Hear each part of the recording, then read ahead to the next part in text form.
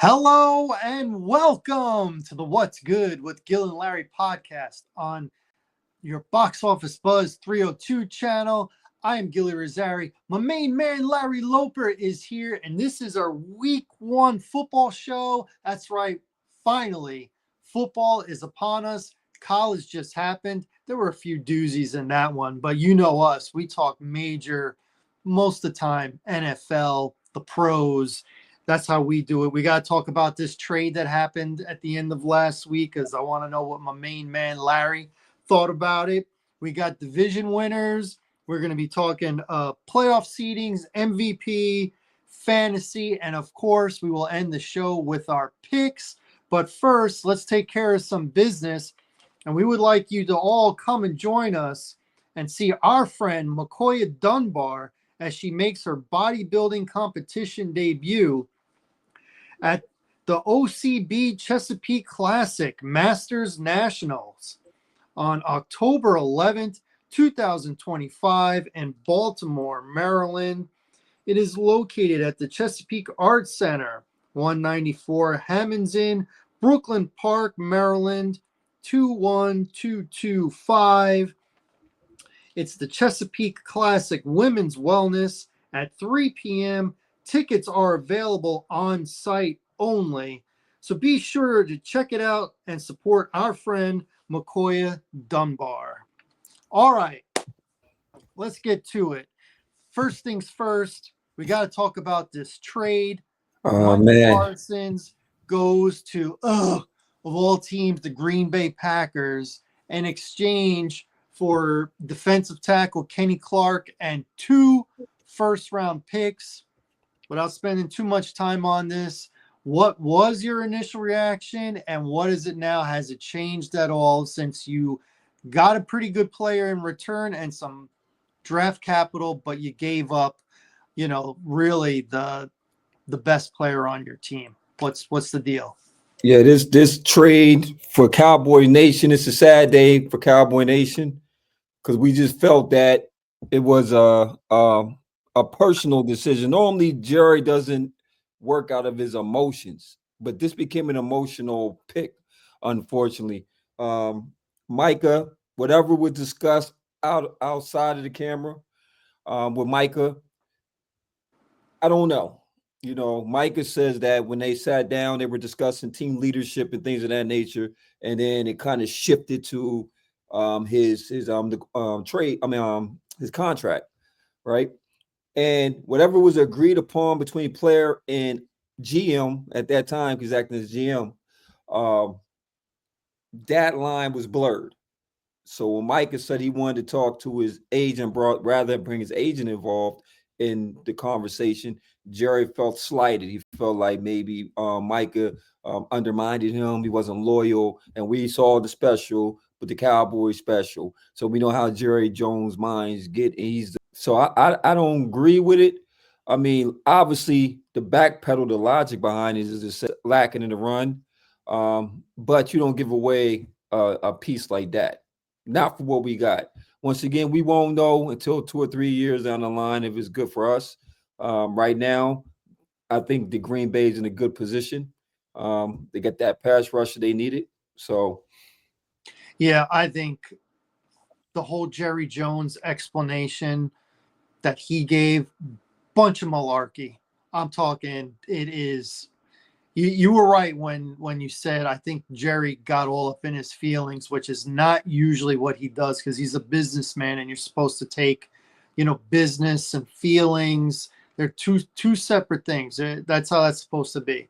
First of all, if they wanted to get rid of Micah Parsons, they wouldn't have waited 6 days before they're getting ready to play, right? They wouldn't have waited that. What I think happened was, as you said, Jerry had approached Micah, which he shouldn't have done. He approached him and kind of sold Micah, and Micah was kind of like, yeah, that sounds good. That sounds good. Micah goes back, talks to his agent. His agent's like, you should not have even spoken to him. This is my job. You play, I negotiate. So Micah went back to Jerry, and Jerry thought they had one of those, handshakes, and no. I talked to my agent, and he said it no good, no bueno. So the number that they had agreed on, obviously, the agent said you can definitely get more. I'll get you more. Don't have any more contact with them. And then you know how this goes, the holding out versus the holding in. Okay, if you hold out, you don't show up. If you hold in, you show up, you just don't participate. You say, oh, this is bothering me. This is bothering me. So Micah showed up and said, oh, his back was bothering him. Well, a team doctor checked him out and found nothing. And Micah was kind of hinting that he was going for a second opinion. So he was going to be able to get somebody to say, yeah, there's something going on with his back, whether it's true or not true. So I think Jerry figured that Mike is going to miss this first game against Philadelphia. Right. I think that's what he, at minimum, the first game, and that set him over the edge.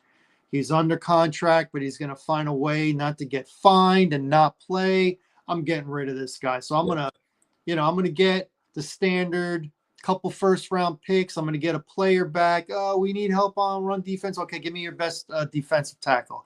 Not equal value. It's not equal value position, and it's not equal value age. No. And intercede real quick, right? He compares it to Hurst Walker. Okay, you have an Asian running back, not even close. No. Not even close to comparison. Not at all. You don't have a game record. Michael Parsons is a game record. You game plan for Michael Parsons. You have to game plan for him. I don't care what you say. And for you to say on national television, when you interviewed Stephen A. Smith interviewed him and said that me, Micah here, and the agent is way back there. Come on, man. The man pays this man that does the business. That's total disrespect. So how can you X out the agent in a deal when he's getting paid by this man to be represented? You know how it goes. Owners and GMs don't talk to players. Only one I know negotiated is only because he's his own agent was Lamar Jackson, because he is his own agent. Or I think his mother was his agent. His mother was his agent. Was his agent, exactly. Roquan Smith has no agent. So you can have a conversation with Roquan. Everybody knows that you must talk to the agent when it's come to negotiating a contract. The negotiation never went down because, once again, Jerry said, I gave you my word. You gave me your word. We shook on it. That's that. This is not the 90s, man. This is not the 90s, man. And it wouldn't work like that the other way around. No. So now here's the flip side to that. And we talked about this off air.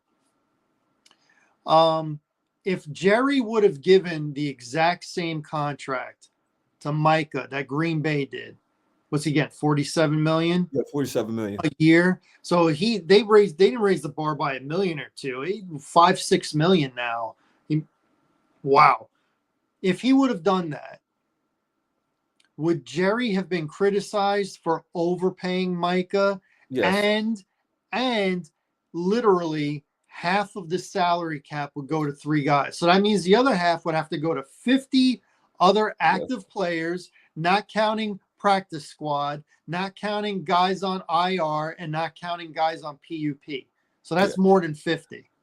Me and you talked about this. We said, and I think you talked about it last year. You said when Micah comes up, he's going to need that money. You done locked in with Dak. You done gave CD the money. Now, that's going to stretch you thin. You're talking about having Micah Parsons come up was going to be the highest paid linebacker, especially since he prolonged it, right? So TJ Watt got his money. And you're talking about, like you're saying, be locked in with 3 players that's majority of your team. So on that end, that's why I said it's a bittersweet thing, because you do have the cap space now to go ahead and through draft and players to try to build a defense, So once again, it's hard to see them go, but I'm about the team too. So if we could get, once again, we won't know, but we could get some value later on and start to build a real team. That might be another smart play on Jerry Jones. Now, these first round picks, they're not going to be high. They're going to be No. low because they're Green Bay's, and Green Bay makes the playoffs every year. Yeah. So let's say Dallas finishes like 9-8. So Yeah. they're going to be picking like 16, Yeah. right? And Yep. Green Bay is going to be picking at like 25. Yeah. If you got them making the playoffs this year. So you're getting middle of the first round, late first round for the next 2 years. I don't know. I don't know. And a defensive tackle that's 30 years old. I mean, you know how it is in the NFL. Once you hit 30, you could fall off a cliff. Yeah. Like ability wise, it's amazing how that happens. I hope it works out for you because I can't stand the Packers. It feels very much like when the Bears traded with the Raiders and got Khalil Mack just before the season started. Feels a lot. That first year, Khalil Mack was like a god, and then after that, he got injured.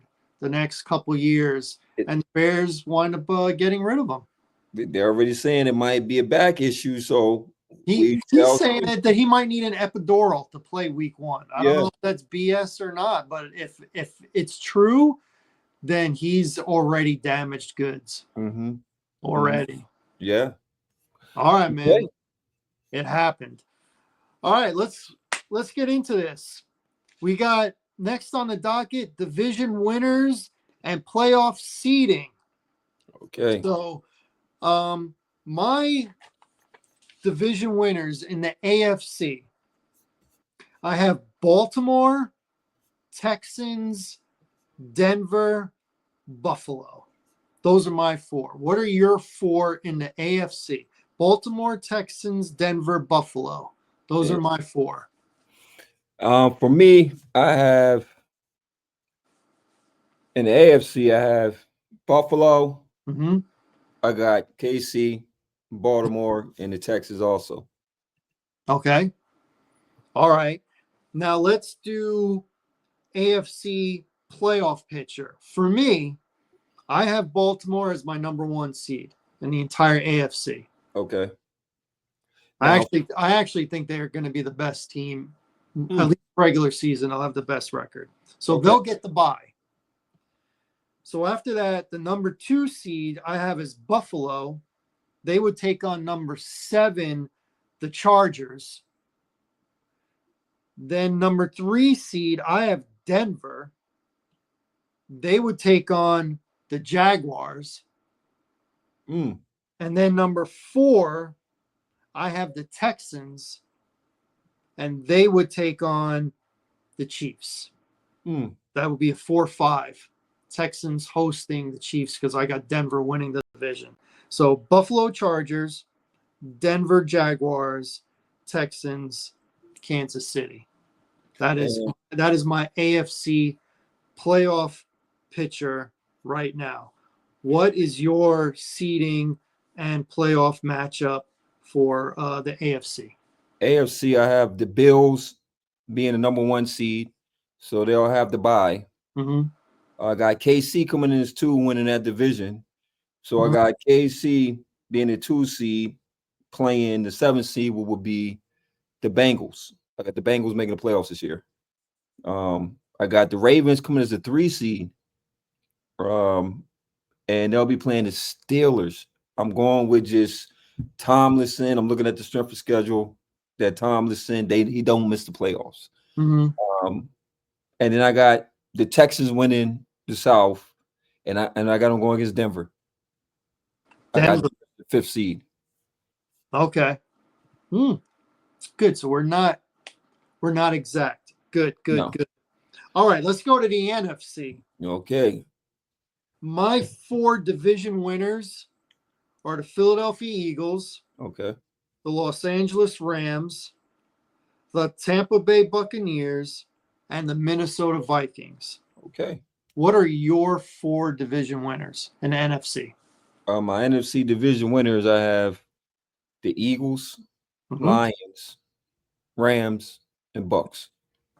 Oh, so we're only different on the NFC. The Vikings, yes, on the North. So we're pretty close on that. Okay, my seeding and playoff matchup, I got the Eagles as the number 1 overall seed. Although I don't think they'll be as good as last year. I still got them number 1. I got the Rams as my number 2 seed. They would take on number 7 Detroit Lions. Okay. The number 3 seed, I have the Minnesota Vikings taking on the rival in the division, Green Bay Packers. And the number 4 seed, the Tampa Bay Buccaneers, would take on the number 5 San Francisco Giants. Okay. How do you have it? Oh, 49ers, 76 49ers. San Francisco 49ers. Yeah. I got the Eagles. We agree. I have the Eagles being the number 1 seed. I don't think they're going to be as good as last year. But I have them being number 1, getting the bye. I have the Lions winning that division, so I got them playing my surprise team, the Falcons. I got the Falcons coming in on the 7th spot. I got the Rams winning their division, so they'll be the 3rd seed going against, and I agree with you, with the 49ers. I think that's going to be a division matchup. I got the 49ers at the 6th seed. Okay. And I got the Bucks winning their division and playing the Vikings as the 5th seed. Interesting. So we both got Tampa Bay as the number 4. Yeah. I have San Francisco at number 5. And right now, listen, the season hasn't started yet, but right now I'm leaning towards San Francisco winning that game. And you have Tampa Bay and the Vikings. Yes. If you had to pick one right now, who would you pick to win that game? It would be in Tampa. Tampa Bay and the Vikings? Mm-hmm. I would probably go with... Because the 4-5 is always like the best matchup, the most even, and lots of times the 5 is favored over the 4 on the road. Yep. And from the last debacle that happened with Jay, I actually would give it Tampa this year. I would think Tampa would win this year because of what happened with them getting beat by Jaden Daniels last year and the mobile quarterback getting them fits. JJ McCarthy first year leading to him. It might be a little bit too much going down Tampa Bay in the playoffs. Got it. All right, cool. So we got some things in common. We got some things different. I like that. All right. Right now, way too early prediction, but who do you have winning the most valuable player of the regular season? Oh man, right now, the MVP, I got if he's able to pull this off, I got Joe Burrow. I got Joe Burrow. And for only way for Joe Burrow to be able to win this year, because he got hot last year. They had a slow start as they normally do, but he will have to lead them to the playoffs and at least win one game in the playoffs. And I think that'll be enough for him to solidify that MVP for the year. But you know, the playoffs have nothing to do with the MVP. Yeah. It's a regular season award. So he could make the playoffs and then have the worst game of his life. It's not going to affect. If he makes the playoff with that team, and the numbers he's going to have to pit up, well, it's going to be a lot on him this year to get them over the hump, being the fact that they have a not so good defense. So far, we don't know. It could get better as it goes on. As long as you use a mid-tier defense in Cincinnati, I think the offense is going to be prolific enough where they're going to put up points. And if he could lead them, you're talking about maybe a close to 5,000 yard season, man. He's going to put big numbers. I can see Joe Burrow being the MVP. Believe it or not, I am in agreement. He is also my most valuable player, Joe Burrow. I don't think they're going to make the playoffs, but they're going to be right there. They're either going to just make it or just miss it. They're in a very tough division. They got a tough schedule. The defense, personnel-wise, is pretty much the same. They do have a different defensive coordinator. I think they got Al Golden now. And who was the guy they had before? Was it Lou Murillo? Yeah.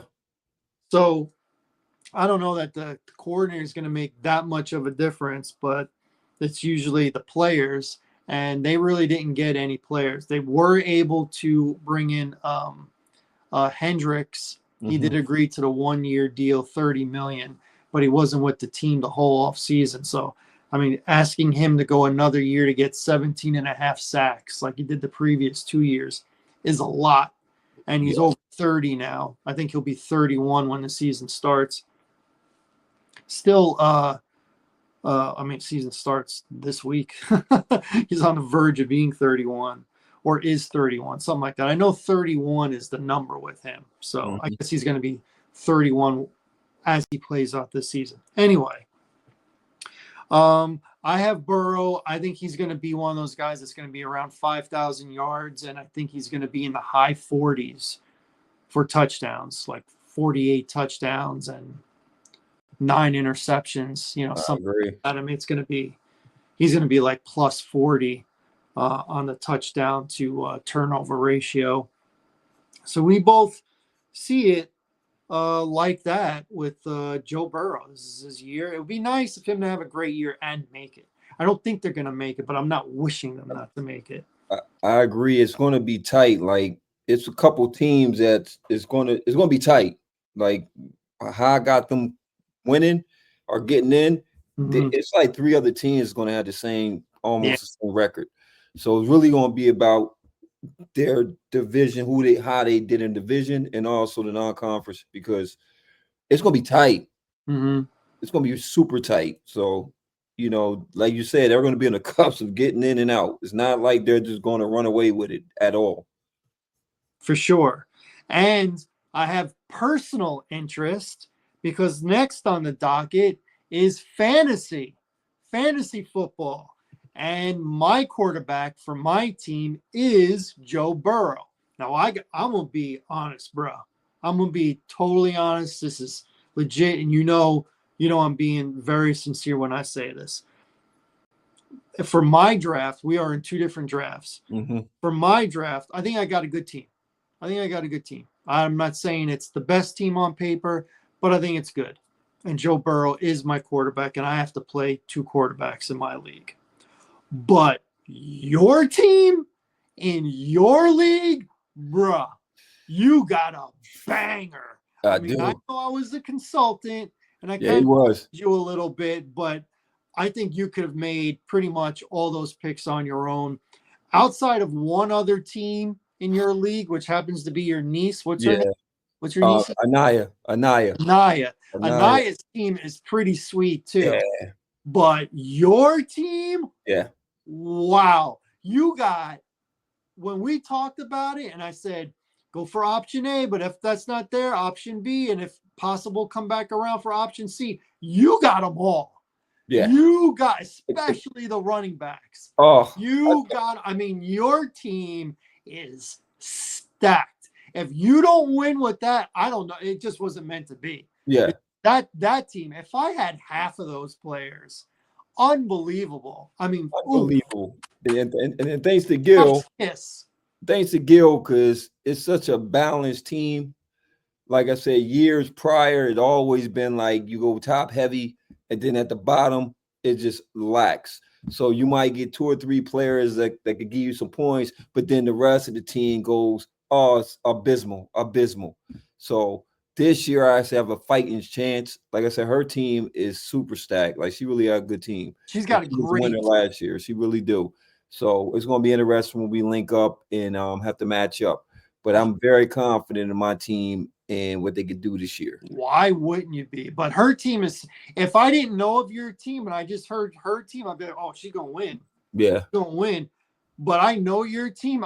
This is going to be King Kong versus Godzilla. It's going to be Scorpion versus Sub-Zero. It's going to be Snake Eyes versus Storm Shadow. It is. You two, it's going to be like everybody else. You're just going to, with all due respect, you're going to give them an Ike Turner backhand. But you and your niece, man, when that matchup happens, I need you to tell me, because I want to pay attention to that. For sure. Woo, for sure. You want to talk about 2 great rosters. Hers is great, but yours is, outside of the defensive players you had to pick, he might have edged you a little bit with that. Yeah. But everything else, your roster. Josh Allen. It's like a dream. And you got the handcuffs. You got Josh Allen. You got James Cook. You CeeDee Lamb just, came to perfection. Jeez Louise. No complaints. No complaints. No complaints. You'd be complaining about who am I going to start? Who am I going to bench? It's a good problem to have. Yeah. You're going to have to go matchups because you got so many guys to pick from. You can't play 5 running backs. No. But Bijan should have a great year in that system. You know, you got a second-year quarterback in Michael Penix. Mm-hmm. A lot of weapons at his disposal. And you got Omarion Hampton. And Omarion Hampton. Oh, and Henderson. And Henderson. He's going to get a lot of burn in New England. Oh, my goodness. I got Henderson in my league. Oh, and Trey McBride. Oh, tight end. Oh, so him, Laporta, and Bowers. Come on. Yeah, you can throw the Philly guy in there too if you want to. Dallas Goddard. But he's not going to have the season them 3 going to have. No. Oh. Woo. And then who's your kicker? Oh, my kicker is you know who you got. Oh, you got Aubrey. I got Aubrey for Dallas. Oh my goodness. And what defenses did you get? What? The Broncos and the Texans. And the Texans. What are you talking about? What are you talking about? Ooh. What are you talking about? That is the chef's kiss. I got both of them too. Oh, you got to figure both them defenses is going to be playing lights out this year. Mm-hmm. I don't see them getting scorched. Not them defenses. Not this year. Nah. Denver's playing Tennessee week. Oh my, that's the rookie. Shaq would say that's barbecue chicken. And with a rookie quarterback, you throwing a rookie quarterback out there? Quarterback. And I'm not taking none from Cam Ward. I think he's going to be that guy. I hope he's that guy. But you talking about going to Mile High with possibly the number 1 ranked defense and asking him with that team, which we'll get into the picks and everything. Mm-hmm. I don't think they're not going to be as good as they should be, but I don't think they're going to be as terrible as they think they're going to be. You got to think Will Levis, if it wasn't for him, they would have won a lot of games last year. If it wasn't for the quarterback. This is still going to be a lot of pressure for a rookie quarterback. A lot. He is. They threw him in the fire right away. You're not number 1 unless you're the Bears and you happen to give that, Caleb. That y'all wasn't that like terrible when y'all got Caleb, right? But normally when you get the number 1 pick, you're bad. Yeah. Like really bad. They're not a player away, a couple players away. You know what I'm saying? That's right, because Caleb was from a trade. Yeah, from trade. It was Carolina's number 1. Yeah, if it wasn't for terrible coaching. Another year though. Yep. So what we're gonna do with as far as fantasy, I'm gonna recommend at least 1 player to start and 1 player to bench. Now, if it's a star player, you pretty much for the most part are always gonna have them in the lineup. So this is gonna be like 2nd-tier players, like guys you would have on your bench. You draft them, but probably be on your bench, and you're like, oh, should I play him this week? Shouldn't I? So my first stardom player is going to be Hunter Henry.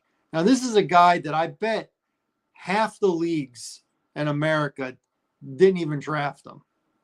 He's a good tight end, not a great tight end. And he was probably better with the Chargers than he's been since he's been with New England. But I think he is going to have a very good week 1. New England. Oh, who's New England playing? They're playing the Raiders. Yeah. So I think he's going to have a very good week. So if you've got him on your bench, or you didn't draft him and you're looking to do a add drop situation from a free agent, I would pick up Hunter Henry. I think early in the season he's going to be good, especially this week 1.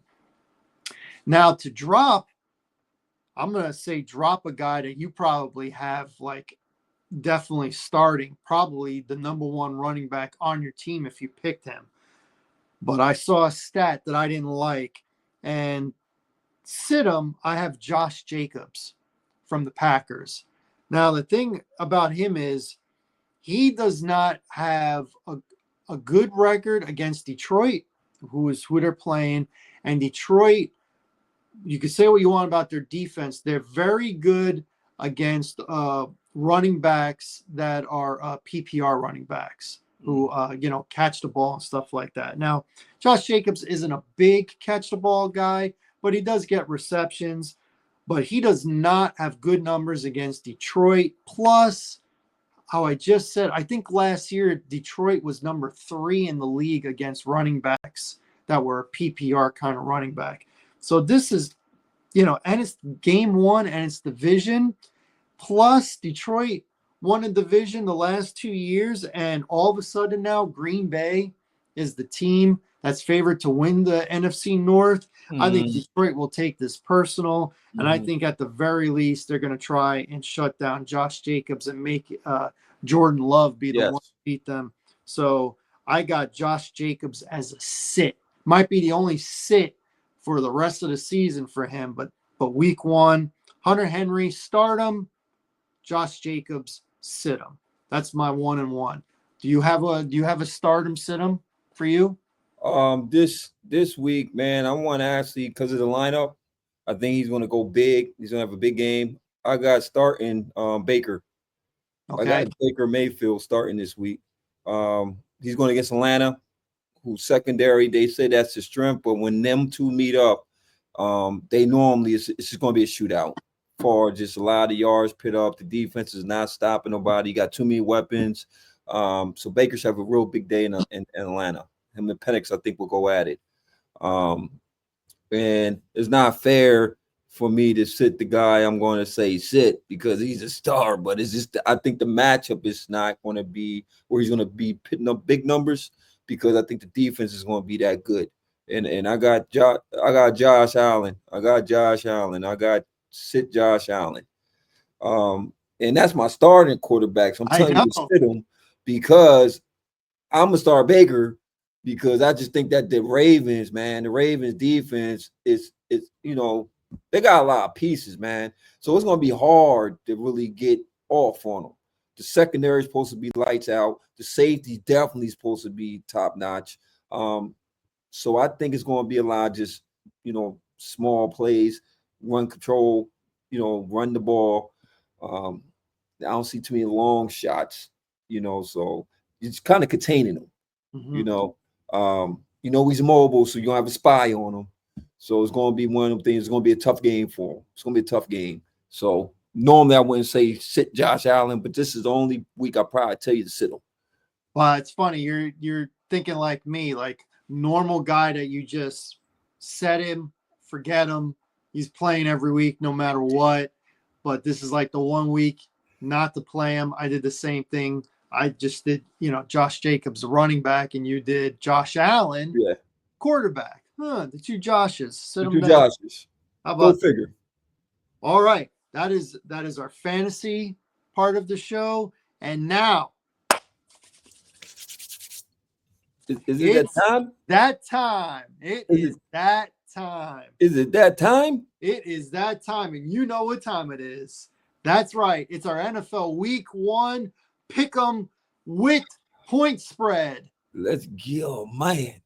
And you and I are going to keep track of every single pick. Yes, sir. Throughout the year, so we find out, how we did. We both started off bad last year. I picked it up. I finished strong. I had a terrible year. All right, here we go. Thursday night, NBC 8:20. Your Dallas Cowboys will face off against the Philadelphia Eagles, the reigning, defending Super Bowl champion Philadelphia Eagles. The Eagles are an 8.5-point favorite. The number is 47.5. I'll let you go first since this is your team playing. Well, for me, I think that a healthy Dak Prescott with the weapons he have on offense, it's all going to come down to can we have balance with the run. So I'm really concerned about the run game. If we can get some type of run going, Eagles are very good against the run. Their secondary is new, so we're going to test the secondary. But and obviously we got questions on our defense. But once again, now that Michael Parsons isn't the guy that you got a game plan for, it might leave room for maybe Sam Williams come off the edge. We got some pieces in there. We're gonna see how the trade for our nose tackle that we got with Clark. Kenny Clark. Yep. Kenny Clark. So we'll see if he is a run stopper, but it's still a division game. And I think that it's a lot of overvaluing the Eagles. Yes, I know they did against Kansas City in the Super Bowl, but for me, I'm actually going to take them points, man, and I'm gonna take Dallas. I'm gonna take Dallas for the points. Dallas for the points, not for the win, but for the points. Nah, not for the win, for the points. I'm going to take Philadelphia to cover. And usually when I pick Philadelphia, I lose. So I don't like Dallas, but I really don't like Philadelphia personally.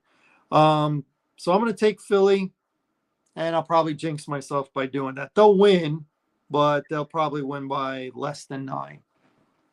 But I'm picking Philadelphia to cover. The number is 47.5. I have the under.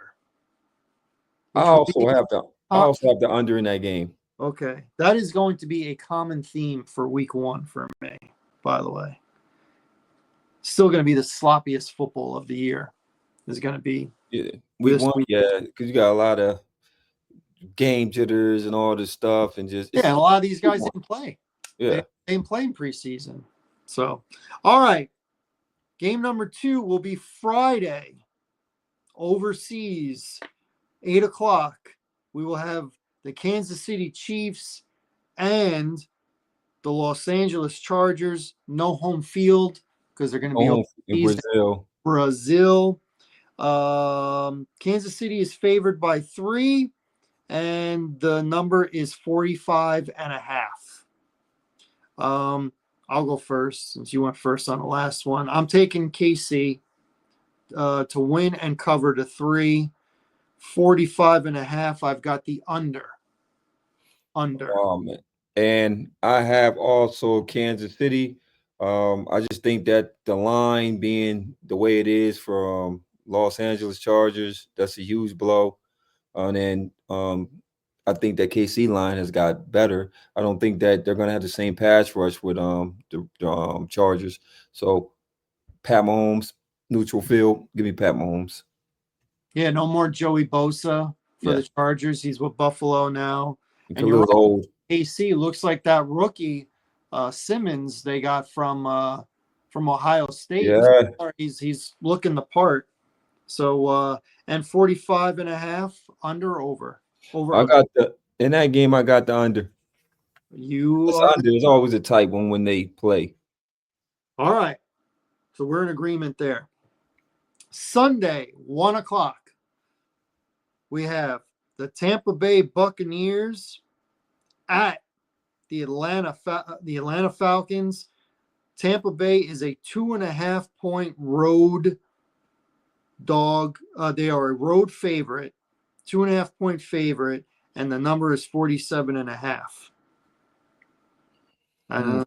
I got Atlanta winning this game because I don't like the injuries that Tampa Bay's got right now.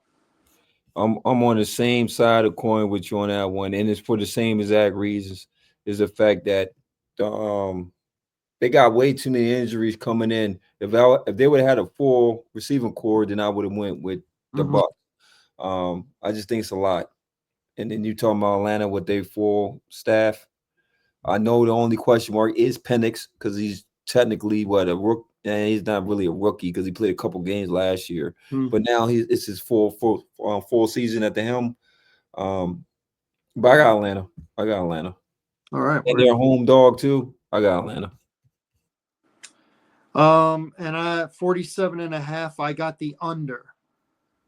And for this particular game, I had the over under on that one. I had the under. You also have the under. I had the under. You are picking up what I am putting down. All right, 1 o'clock, the Battle of Ohio. Cincinnati Bengals at the Cleveland Browns.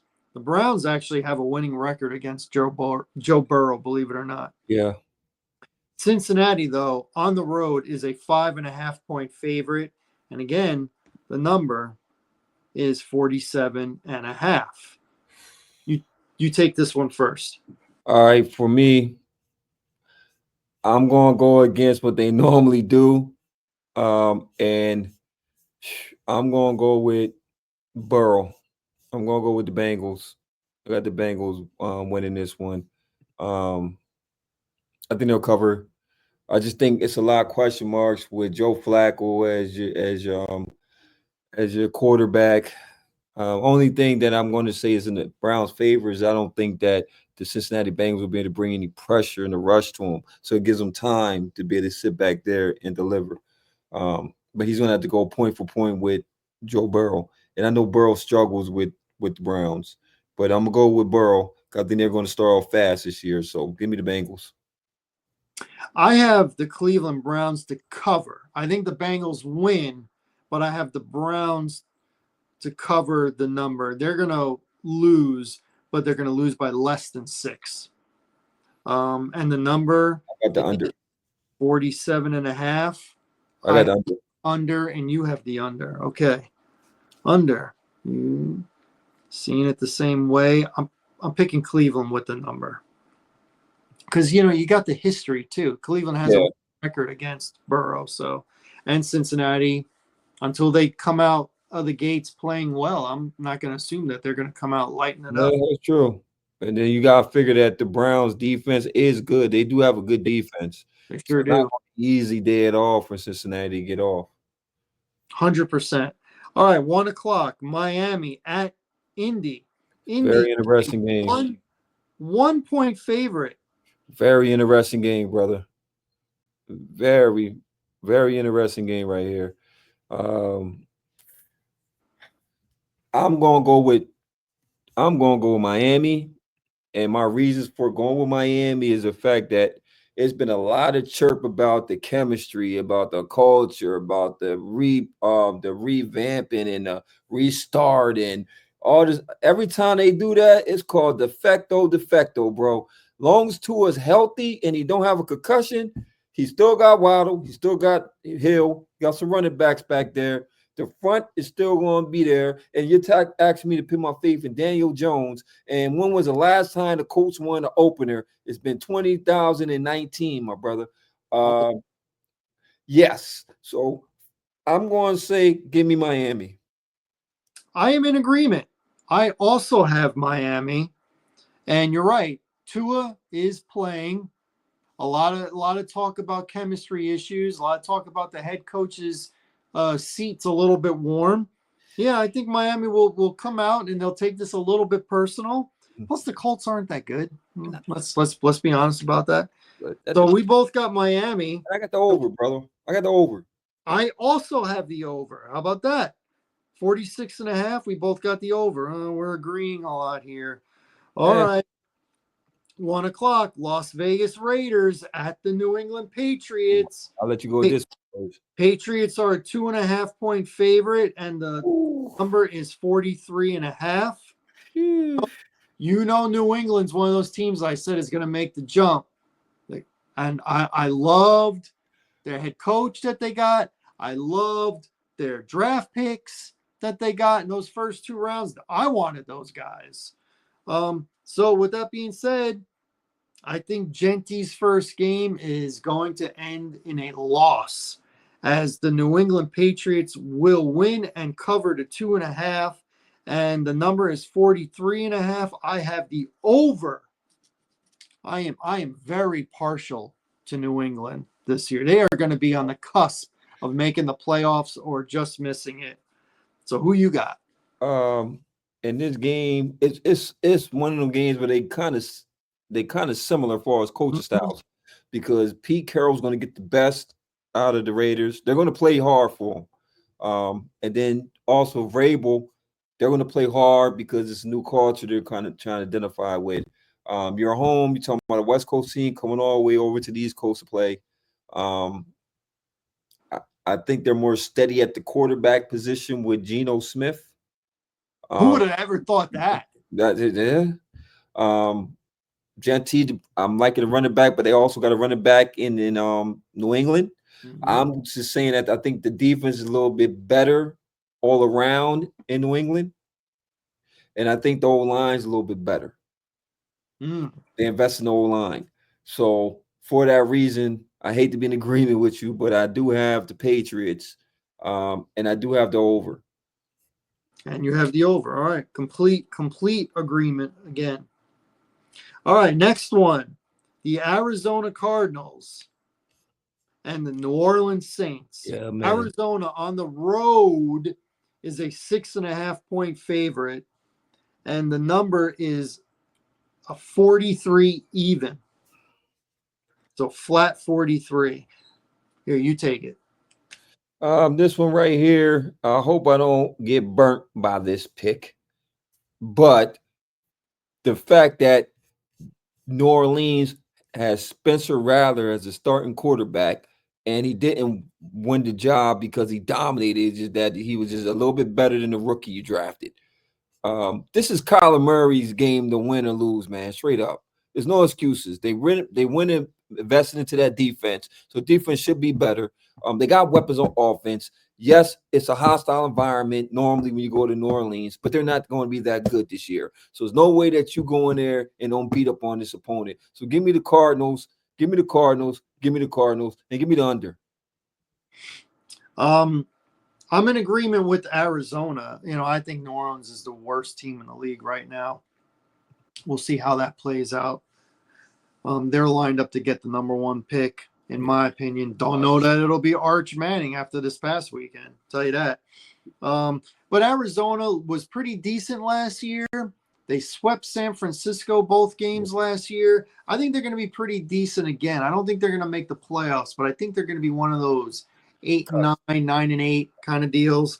So give me Arizona to cover the 6.5. I'm going to take the over. I think New Orleans will score a little bit. I think Arizona is going to score a lot. So give me the over on that one. So we just disagree on the number. Okay, moving on. This is interesting. 1 o'clock, Pittsburgh at the Jets. Jets. The quarterback swap, where Justin Fields last year played for Pittsburgh and Aaron Rodgers played for the Jets. Now it's reverse. The Pittsburgh Steelers on the road are a 3-point favorite, and the number is 38.5. That's a low number. And I think it's low for a reason. I'm going to take Pittsburgh, and I'm going to take the under, believe it or not. I'm going to do the under. Pittsburgh, give me the under. What say you? Totally agreement with you. And my reasons is I think it's a coaching advantage on Pittsburgh. You're not asking Aaron Rodgers to come save your franchise. You just ask him to just do his job. Tomlinson is going to coach. They're going to establish a run. I think Arthur Smith is going to dial up the right packages. And I don't think that the Jets are going to be disciplined enough on defense. I think they're going to be a very aggressive defense, but I think there's going to be a lot of penalties for that. And you're still going to have to take shots downfield, and I don't think Justin Fields is going to open up taking shots. So I think it's going to just be ball control, ball control, ball control. And if you're going to ask me, I'm going to go with the better quarterback. I mean, you can say what you want about Aaron Rodgers. I'm just going to go with the better quarterback. So I'm going to go with Pittsburgh. I'll be rooting hard for the Jets because definitely. I see Aaron Rodgers. If this is his last year, I want it to be his worst year. So, and I want his former team to beat him. So yeah, I'm gonna root for the Jets, but we're in agreement. I have the under, and you also have the under. Yes, sir. Only 38. That's, like I said, ball control game. I don't see the Jets lighting them up. I don't see either team lighting it up. Me either. All right, the other team that plays at the Meadowlands, the New York Giants on the road for the Washington Commanders. Washington is a 6-point favorite, and the number is 45.5. You go first. Oh, man. I'm not going to disrespect the Giants. I'm going to go Giants. I think that front four is going to bring a lot of pressure. There's going to be a lot of hype on Washington. And the Giants, I don't care what the team is, they always play them tough. And then now they actually got a quarterback that I believe is definitely playing for his job. You know, he's just buying time to dark because it's always going to be chirp, chirp, chirp, chirp. Do you So hear about that depth chart right now? he's the Or second. he's second. Second. Start So you is already know what that is. It's hot, hot, hot. So Russell Wilson can't go out there and have a bad game, basically. So that's why I think that he's going to give it his all. Him and Neighbors is going to hook up. I still think the Washington secondary is not that good. So I got the Giants covering. I don't got them winning. I just got them covering. I'm in agreement. I have the Giants covering too. And I told you I don't think Washington is going to be as good this year as they were last year. Now, last year, I mean, they were great. Yeah. They were great. They still might win 10 games, but I don't have them making the playoffs. I don't either. And I do think they win this game, but you're right. The Giants played them tough last year. So I have the Giants covering the 6, and the number is 45.5. I got the under. I got the over on that. We did disagree on that one. I got the over. Over. Okay. 1 o'clock, Carolina at Hard Jacksonville. I wonder how many people are going to watch that game. game. I'll let you go first, brother, on that one. Obviously, Jacksonville is a 3.5-point favorite, and the number, believe it or not, it's a high number. It's 50. No, 46.5. 46, and I couldn't read my own writing. I'm actually going Carolina. Now, I don't know that Carolina will win, but that number 3.5, that's a tricky one. I don't like 3.5. I don't like 3.5. I don't like 7.5. And I don't like 10.5. So I'm going to go Carolina to cover the number. I think Jacksonville wins. And the 46.5, I think we're going to get some scoring in this game. So I got the over. I also have the over. And I also got Carolina. And my reasons, I just think that with Bryce Young having another year underneath that system, is just more familiarity with the system compared to Trevor Lawrence, who's bringing in. I think he's going to have a good year. I think Trevor Lawrence will have a good year. But once again, it's just the verbiage. It's just picking up the offense and just getting in sync. And I'm going to go with a player that's already been with his head coach a year. And I think it's going to be a competitive ball game. So once again, I think the Carolina will cover. They might even. I got them surprised. They might even win the game. Okay, so we both got the over. We both picked Carolina. All right, we got 5 games to go. Let's do double time. 4:05, Tennessee at Denver. I think we're going to see this the same way. Yes, Denver sir. is favored by 8. The number is 43.5. I have Denver covering that number, and I have the over of the 43.5 because I think Denver is going to put up numbers. They're going to look good. Yeah, I'm total agreement with you with Denver, man. I think that right now that's a lot to ask for a rookie to be to go into Denver and to win or even perform at a high level. You're going to get probably the number 1 ranked defense. It's going to be a hard day. If Denver does not cover this number, man, that's going to be the one that Vegas is going to sneak it in. If there's always that one game that Vegas just kind of sneaks in, this will probably be the one. I don't see it happening because I just think that this is overly matched. So give me Denver along with you. And do I have the over under? I got the under. Under. Okay. 4 more. 4:05, San Francisco at Seattle, divisional game. San Francisco on the road is a 2.5-point favorite. The number is, again, 43.5. I have San Francisco winning on the road and covering the 2.5, and I got the over. Oh, man, do you? I actually are in disagreement with you, my brother. I actually got the Seahawks covering at home as the dog. And I actually got the under. Oh, we're really disagreeing. Good. All right, next one, 4:25, Houston Texans at the LA Rams. That's a good one.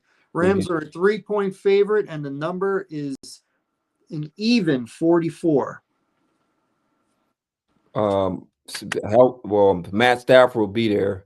I'm just gonna go with the Rams. I got the Rams winning this game. And I think it's gonna be defense is gonna be playing. So give me the under. All right, we disagree on this one. I got Houston, and I got the over on that. Okay, what's the reason why you got Houston? Stafford not playing, bad back. Houston's got an excellent defense. You know, if he gets hit, I don't know. I hope he doesn't get hit because I have him as my number 2 quarterback in fantasy, and I have to play him. Got to play 2 quarterbacks because of the super flex. All right, the night game, 8:20. This is a banger, a rematch playoffs. Baltimore at Buffalo. Buffalo is a 1-point favorite, and the number is 50.5. You remember my rule about the 50. Yes, sir. So I got Baltimore winning on the road, and I have the over. And me and you are total agreement on this game, both ways. I got the Ravens and the over. Um, just hey man, I think that the Ravens got a stacked team, man. Like I really do. And this is a statement game. They're going to meet up again in the playoffs later on, but this is a statement game. And you get both healthy teams. Yeah. So yeah, give me the Ravens and over. I think Baltimore is the best team, and I'm right now I'm picking them to win the Super Bowl. Me too. I got them going to Super Bowl. And the Monday nighter that I will be paying attention to, the Minnesota Vikings will be at Chicago. The Vikings are a 1.5-point favorite on the road, and the number is an even 44. I'm going to surprise you here, but I'm actually taking Minnesota because I think they're the better team. And I'm total agreement with you. And my reason is just the fact that it's just the team is the same team, and then JJ McCarthy, even though he did not play that first year because he was injured, he had a whole year to study the playbook, so he knows the system. Him and the coach communicated. Now for Caleb, that's a good coach too, especially with quarterbacks. Real good coach. Now Caleb, it's a lot of verbiage, and yes, they look good in preseason, but it's still you're asking a lot of your coach or your quarterback to get his system down in year one.